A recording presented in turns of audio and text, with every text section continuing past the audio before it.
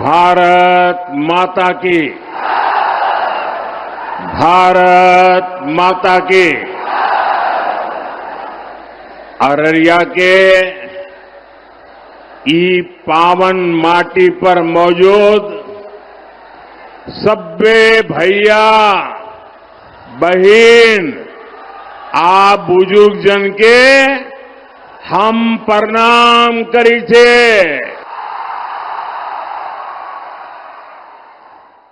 आय हम अहा सबके बीच प्रधान बन के नए अहा सबक बेटा भाई आप परिवार के सदस्य बन के आयल छे। साथियों,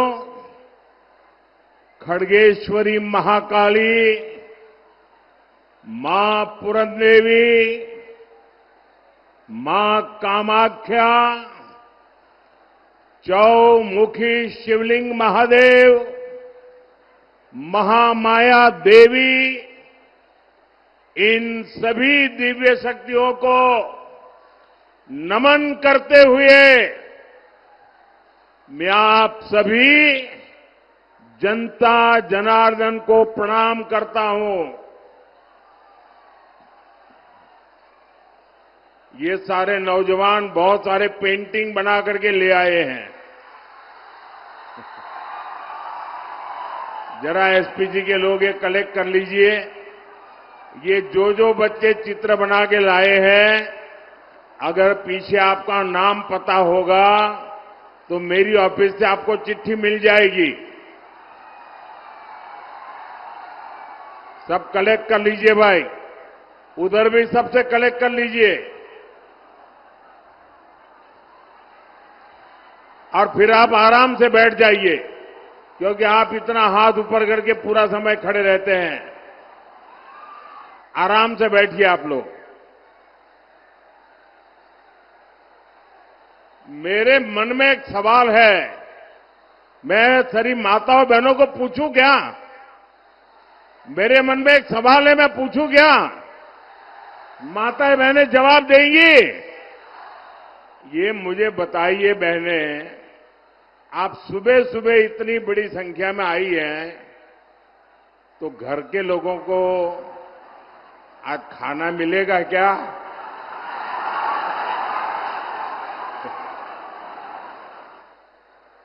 या तो आप सुबह 4 बजे उठ के खाना पकाया होगा, लेकिन आप क्या ये प्यार, आपके आशीर्वाद, शायद ऐसा सौभाग्य बहुत कम लोगों को मिलता होगा। मैं माताओं बहनों आपको फिर से प्रणाम करता हूं। मैं देख रहा हूं कि इतना बड़ा पंडाल बनाया है। ये तो मैं एक तो आप लोगों की हिम्मत को दाद देता हूं। कोई इतना बड़ा पंडाल बनाने की हिम्मत नहीं करता, सोचता है लोग आएंगे कि नहीं आएंगे। आपने इतना बड़ा पंडाल तो भर दिया, लेकिन मैं देख रहा हूं जितने लोग पंडाल में हैं, उससे ज्यादा बाहर है।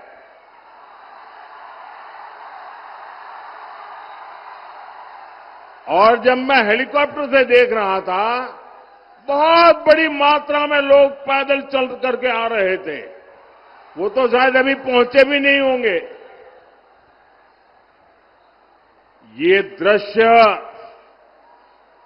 अपने आप में चुनाव का नतीजा क्या होगा, ये डंके की चोट पर साफ कर देता है। साथियों, आज बिहार को विकसित बनाने के लिए पहले चरण का वोट पड़ रहा है। माताएं बहनें, आगे जगह ही नहीं है, आप वहीं रुक जाइए। वहां जो व्यवस्था वाले हैं उनको वहीं रोकिए। मुझे क्षमा करना, जगह नहीं है, आप शायद मुझे देख नहीं पाते होंगे, मैं इसके लिए आपकी क्षमा मांगता हूं। लेकिन आप जहां हैं वहीं रुकिए। आज पहले चरण का वोटिंग शुरू हो चुका है। सोशल मीडिया पर बिहार के अलग अलग कोने से शानदार तस्वीरें आ रही हैं। मतदान केंद्रों पर सुबह से ही लंबी लाइनें लगी हुई है। बिहार की माताएं, बहनें, बेटियां बड़ी संख्या में बाहर निकल रही है वोट के लिए। बिहार के नौजवानों में भी अभूतपूर्व उत्साह है। मैं सभी मतदाताओं का अभिनंदन करता हूं। मेरा विनम्र आग्रह है, जिन साथियों ने अभी तक मतदान नहीं किया है, जो अभी तक अपने घर से निकले नहीं हैं, वे जल्द से जल्द वोट देने के लिए निकले। साथियों, आज पूरे बिहार से एक ही आवाज आ रही है। एक ही आवाज आ रही है। फिर एक बार एनडीए सरकार, फिर एक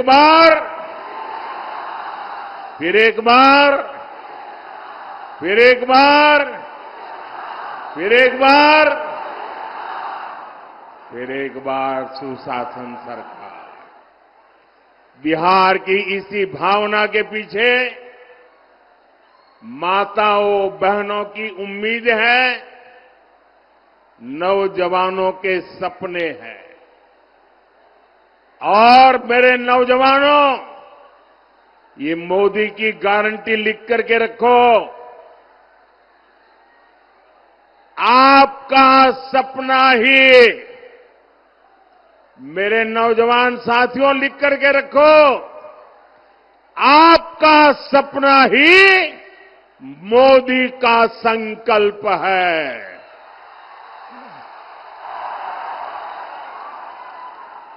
जंगल राज वाले खुद को आपका माई बाप कहते थे, अपने आप को शहंशाह मानते थे। ये तो मोदी है, मेरा माई बाप आप जनता जनार्दन है। आप ही मेरे मालिक है, आप ही मेरा रिमोट कंट्रोल है। 140 करोड़ देशवासी, यही मेरा परिवार है, यही मेरे मालिक है।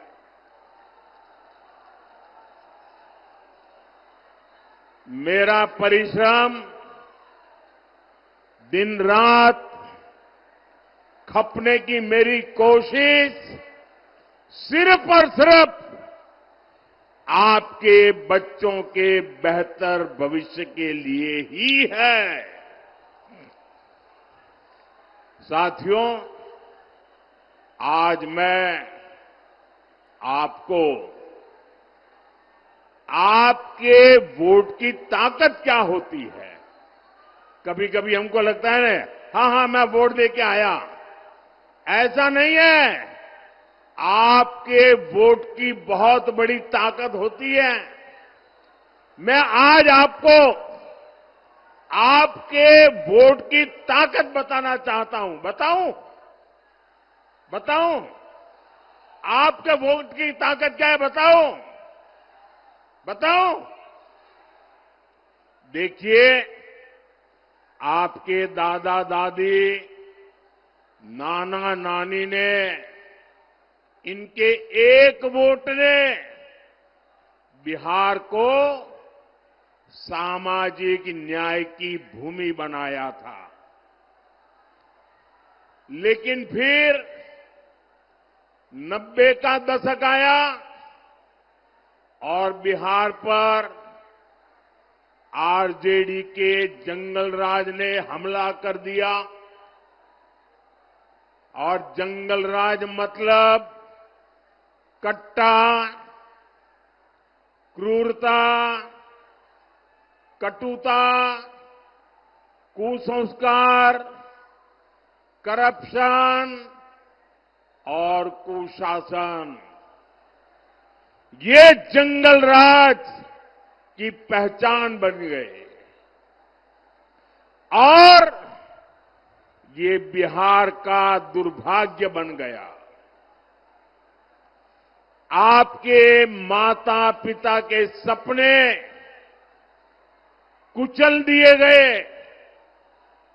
साथियों, आज जब मेरे सामने माताएं बहनें को देख रहा हूं, नौजवानों का उत्साह और उमंग देख रहा हूं, इतने नौजवान आए, आज मैं उन्हें एक आंकड़ा देता हूं।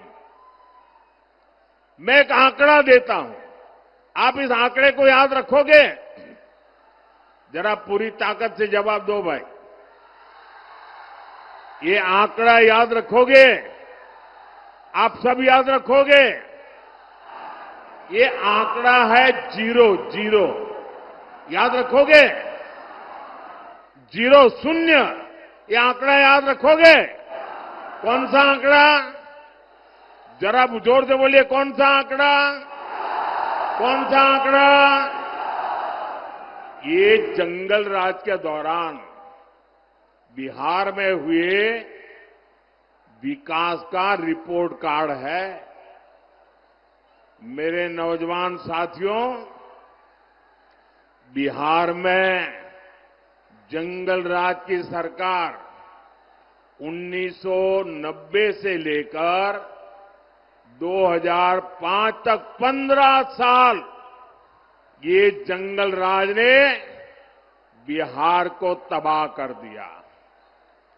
सरकार चलाने के नाम पर तब सिर्फ आपको लूटा गया।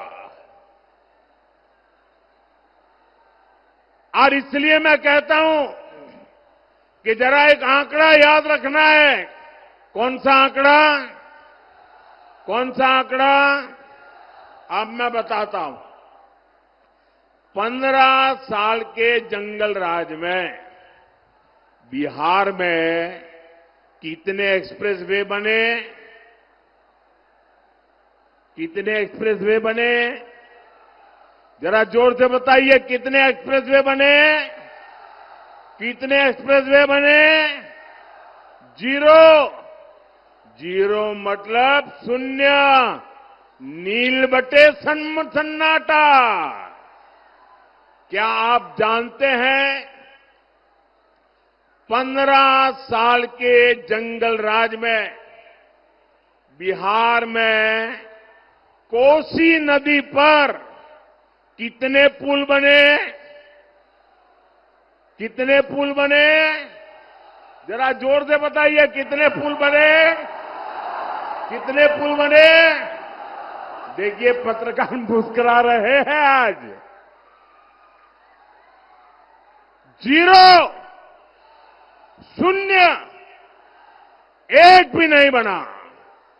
क्या आप जानते हैं 15 साल के जंगल राज में बिहार में कितने टूरिस्ट सर्किट विकसित हुए? कितने टूरिस्ट सर्किट विकसित हुए? जरा जोर से बताइए, कितने विकसित हुए? 0 नील बटे सन्नाटा।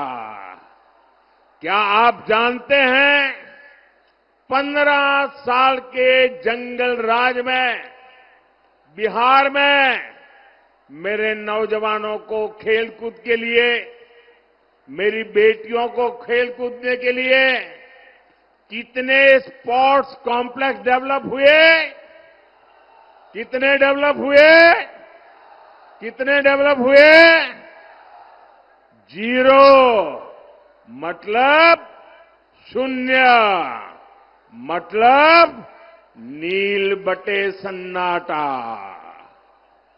क्या आप जानते हैं 15 साल के जंगल राज में बिहार में कितने मेडिकल कॉलेज बने, जंगल राज में कितने मेडिकल कॉलेज बने, जरा जोर से बताइए कितने मेडिकल कॉलेज बने? 0, शून्य। साथियों, जंगल राज के उन 15 सालों में न बिहार में एक भी आईआईटी आई, ना ही आईआईएम आया, ना ही एक भी नेशनल लॉ यूनिवर्सिटी की स्थापना यहां हुई। पूरी एक पीढ़ी का नौजवान देखिए, पूरी एक पीढ़ी का भविष्य आरजेडी के नेता खा गए दोस्तों। साथियों, एनडीए की सरकार में नीतीश जी ने बहुत मेहनत से बिहार को जंगल राज से बाहर निकाला है। 2014 में डबल इंजन की सरकार बनने के बाद बिहार के विकास में नई तेजी आई है। पटना में आईआईटी खुली है, बोधगया में आईआईएम खुला है, पटना में एम्स खुला है, दरभंगा एम्स का काम तेज गति से चल रहा है। अब बिहार में नेशनल लॉ यूनिवर्सिटी भी है, भागलपुर में ट्रिपल आईटी भी है। बिहार में एक नहीं, दो नहीं, बल्कि 4 सेंट्रल यूनिवर्सिटी भी स्थापित की गई है। साथियों, एनडीए सरकार में गंगा पर 4 बड़े पुल बनाए गए हैं।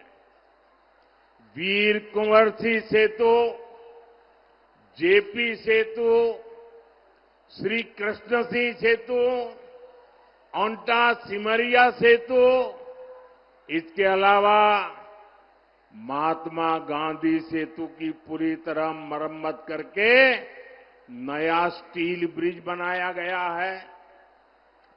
इसके अलावा गंगा जी पर 8 नए पुलों को बनाने का काम तेजी से चल रहा है।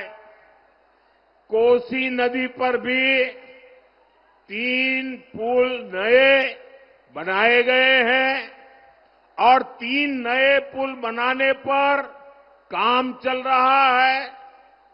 हमारी सरकार ने बिहार के लिए 7 एक्सप्रेसवे मंजूर किए हैं, जिनमें से एक का काम तो पूरा भी हो गया है। साथियों, यहां सीमांचल में भी आधुनिक इंफ्रास्ट्रक्चर का निर्माण किया जा रहा है। फारबिसगंज और दरभंगा के बीच रेल कनेक्टिविटी के लिए 90 साल इंतजार करना पड़ा। 90 साल, 3 पीढ़ी को इंतजार करना पड़ा। अब कई सालों बाद फारबिसगंज और सहरसा भी आपस में कनेक्ट हो गए हैं। गोरखपुर सिलीगुड़ी एक्सप्रेसवे से तो इस क्षेत्र की तस्वीर बदलने वाली है।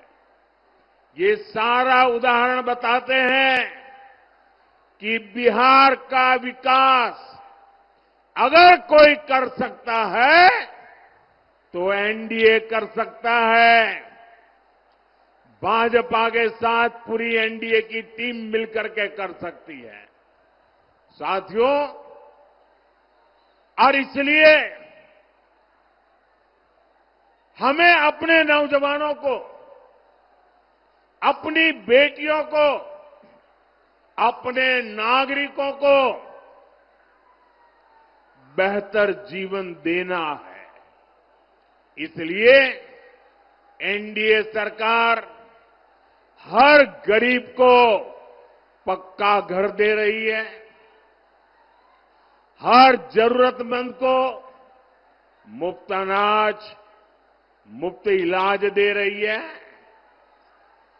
नल दे रही है, नल से जल दे रही है। मुद्रा योजना के तहत आप यहां जगह कम है, प्लीज आप लोग वहीं रुकिए, यहां जगह कम है। साथियों आप वहीं रुकिए, आगे मत आइए। मैं आपका उत्साह देख रहा हूं, आपका जोश देख रहा हूं, आपका ये प्यार मेरे सर आंखों पर, आपका ये प्यार मेरे सर आंखों पर।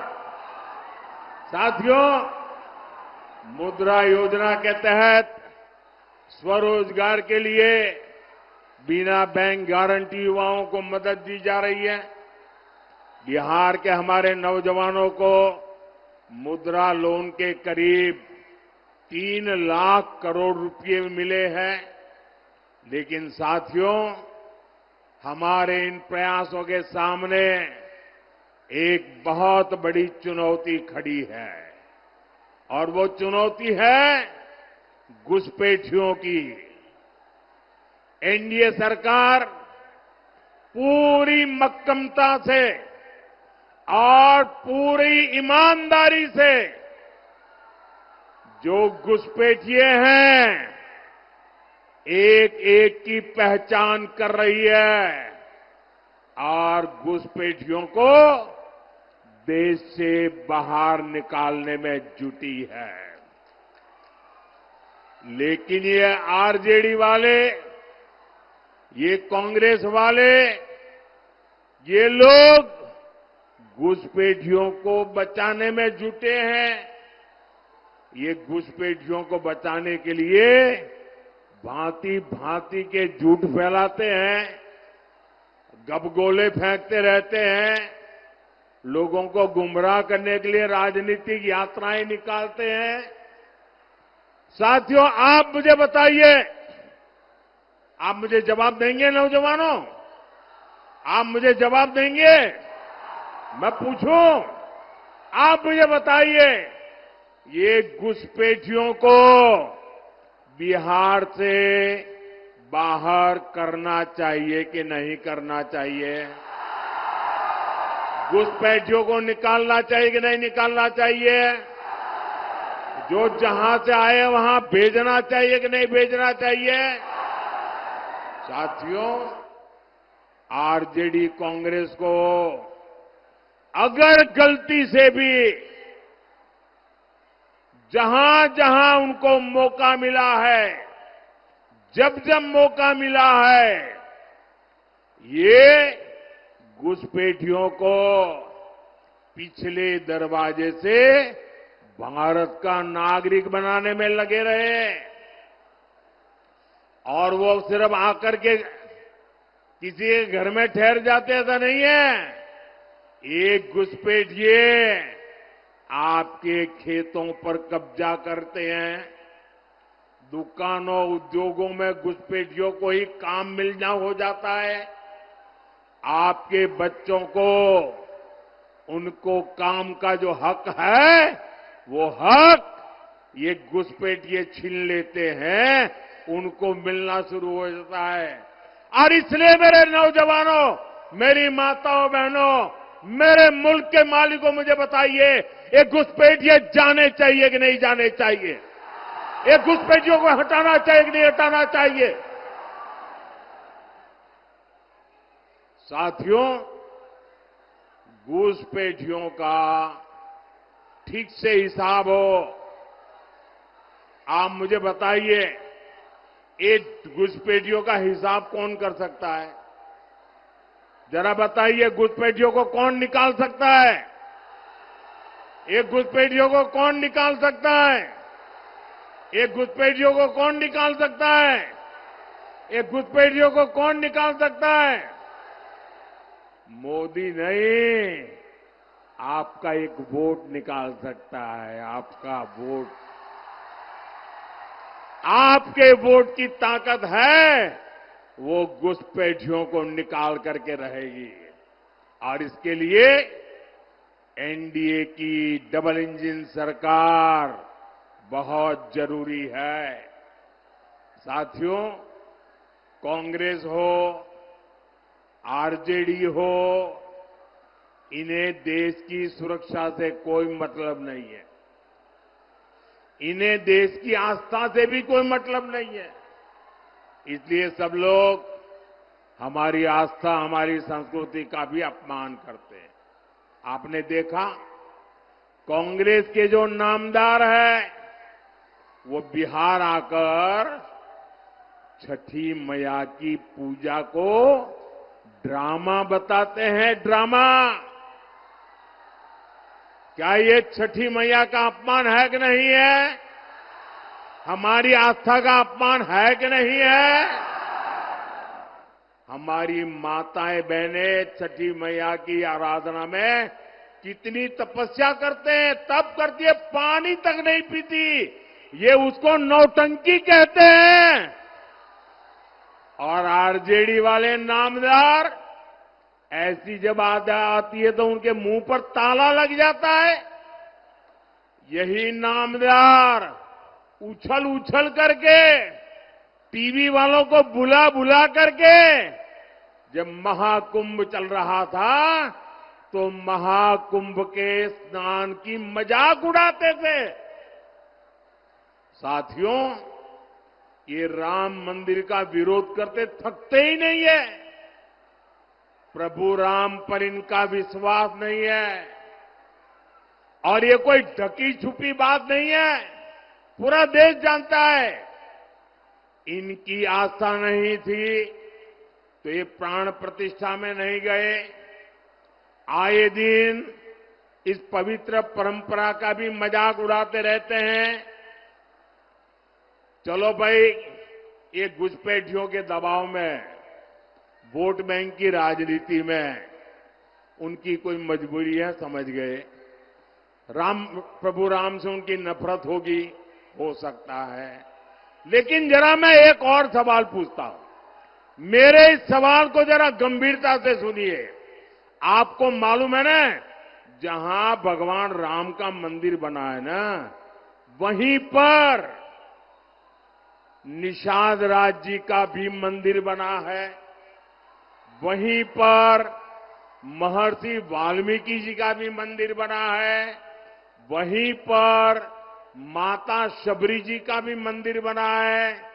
ये जरा कांग्रेस आरजेडी वालों को मैं पूछना चाहता हूं कि भाई, तुम्हें राम से गुस्सा है? अरे राम जी के पास मत जाना। अरे वहां निषाद राज है, जरा वहां तो मत्था टेक के आ जाओ। वहां वाल्मीकि जी है, अरे वहां तो मत्था टेक के आ जाओ। वहां माता शबरी है, अरे वहां तो चरण छू के आ जाओ। इनको निषाद राज से, महर्षि वाल्मीकि जी से, माता शबरी से भी ऐतराज है। इससे पता चलता है कि ये लोग दलितों, पिछड़ों से कितनी नफरत करते हैं। साथियों, एनडीए का एक ही संकल्प है, सबको पढ़ाई, सबको दवाई, सबकी कमाई, सबकी सुनवाई, और जहां पानी नहीं है खेतों में, वहां सिंचाई। एनडीए सरकार में इसी मंत्र पर चलते हुए हम कोसी और मेची नदी को जोड़ रहे हैं। हजारों करोड़ रुपए की योजना बनाई गई है। लक्ष्य यही है कि बाढ़ की चुनौती कम हो और किसानों को सिंचाई की सुविधा मिल सके। साथियों, यहां बहुत बड़ी मात्रा में दाल उगाई जाती है। हमारी सरकार ने दलहन किसानों के लिए बहुत बड़ी योजना बनाई है। इससे दलहन किसानों को बहुत लाभ होगा। अब तो आपकी सेवा में नया राष्ट्रीय मखाना बोर्ड भी है। ये मखाना की खेती को नई बुलंदी देने वाला है। साथियों, यहां इस क्षेत्र में जूट की भी काफी खेती होती है। जूट किसानों के लिए जितना हमारा सरकार कर रही है, उतना पहले कभी नहीं हुआ। आरजेडी कांग्रेस के दौर में एक समय ऐसा भी था जब जूट किसानों को 1 क्विंटल जूट के 1,000 रुपये भी नहीं मिलते थे। ये एनडीए सरकार है जिसने आपके हितों का ध्यान हमेशा रखा। आज 1 क्विंटल जूट एमएसपी 5,600 रुपये से ज्यादा हो गया चुका है। 5,600। उस समय 1,000 भी नहीं होता था। साथियों, जब केंद्र में आरजेडी और कांग्रेस की सरकार थी, तब उन्होंने जूट किसानों को एमएसपी के रूप में सिर्फ 400 करोड़ रुपए दिए, जबकि एनडीए सरकार अभी तक 1,300 करोड़ रुपए से ज्यादा किसानों को दे चुकी है। इसका बड़ा फायदा बिहार के जूट किसानों को हुआ है। साथियों, हमारी सरकार माताओं बहनों की कमाई और दवाई के लिए भी अनेक कदम उठा रही है। मुख्यमंत्री महिला रोजगार योजना इसका सशक्त उदाहरण है। इसके तहत बिहार की 1,40,00,000 बहनों के खाते में 10-10 हजार रुपये पहुंच चुके हैं। माताएं बहनें जरा ताली बजा करके मुझे बताइए, ये अच्छा हुआ है कि नहीं हुआ है? आपको ताकत मिली है कि नहीं मिली है? और हमने वादा किया है, जो भी इस पर से कोई काम धंधा शुरू करेंगे, उनको आगे सरकार बनने के बाद फिर से पैसा मिलने वाला है। करेंगे ना? हमें बिहार को आगे बढ़ाना है, करेंगे ना? बिहार एनडीए ने फिर से सरकार बनने के बाद इस योजना का दायरा बढ़ाने की घोषणा की है। साथियों, मुझे परसों ही बिहार की बहनों से फोन कॉल पर बातचीत करने का अवसर मिला था और मुझे बताया गया लाखों बहनें मेरे साथ उस समय जुड़ी थी और घंटे भर में बात करता रहा। और जो मैंने उनको सुना, एक एक बहन जो बता रही थी, मुझे विश्वास हो गया है कि ये हमारी माताएं बहनें समृद्ध बिहार बनाने का संकल्प ले चुकी है और इसलिए वो जंगल राज की वापसी भी कभी भी वापसी नहीं होने देंगे। अब मेरा विश्वास और पक्का हो गया है। आज बिहार को जंगल राज से बचाने के लिए अगर सबसे बड़ा कोई किला है, सबसे बड़ी दीवार है, सबसे बड़े संरक्षक है, तो ये मेरी माताएं बहनें हैं। ये मेरी माताओं बहनों की ताकत है। ये मेरी माताओं बहनों की जागरूकता है।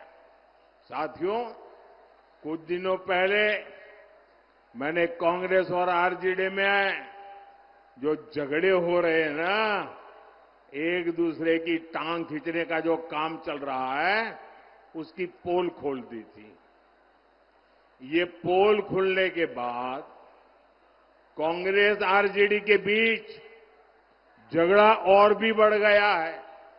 अभी हमने देखा, कांग्रेस ने तो अब उप मुख्यमंत्री पद के उम्मीदवार को ही आरजेडी के खिलाफ मोर्चे पर उतार दिया है।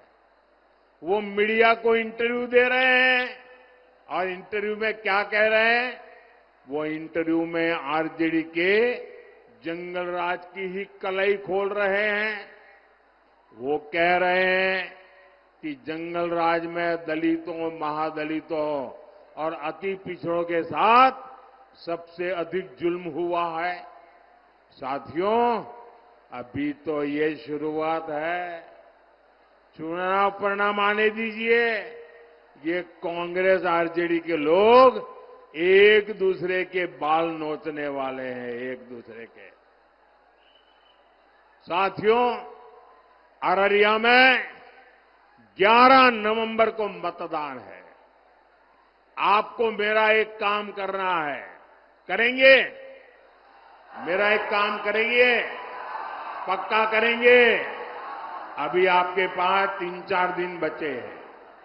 घर घर जाकर के बताना कि अपने मोदी जी आए थे। बताएंगे? बताएंगे? और कहना कि मोदी जी ने आपको प्रणाम भेजा है। मेरा प्रणाम पहुंचा देंगे, हर घर में पहुंचा देंगे। दूसरा भी एक काम करना है। छठ महापर्व के लिए जो लोग बाहर रहते वो गांव में वापस आए हैं, उनको कहना कि मोदी जी ने कहा है कि अगर आपका यहां वोट है तो जाने की जल्दी मत करना, वोट देकर के ही जाना। करेंगे? साथियों, आपके उत्साह से पक्का है इस बार एनडीए की रिकॉर्ड विजय होने वाली है। भाजपा एनडीए के हर कार्यकर्ता को पूरी ताकत से हर बूथ पर विजयी होना है। एक भी बूथ ऐसा ना हो कि जहां हम एक वोट से भी पीछे नहीं होने चाहिए। और भाइयों बहनों, जब चुनाव का नतीजा आ जाएगा तो दही चूड़ा और मखाना की खीर के साथ हमें एनडीए की रिकॉर्ड विजय का उत्सव मनाना है। साथियों, आप इतनी विशाल संख्या में यहां आए, हमारे इन साथियों को आशीर्वाद दिया। मैं सभी उम्मीदवारों से प्रार्थना करता हूं कि जरा आप यहां आ जाइए। हाँ, बस वहीं खड़े रह जाइए। हाँ, सबके सब मैं आप सबको मिलकर के आपको शुभकामनाएं देना चाहता हूं। आप सब भारत मां की जय बोल करके इनको आशीर्वाद दीजिए। भारत माता की, भारत माता की, भारत माता की, भारत माता की। बहुत बहुत धन्यवाद।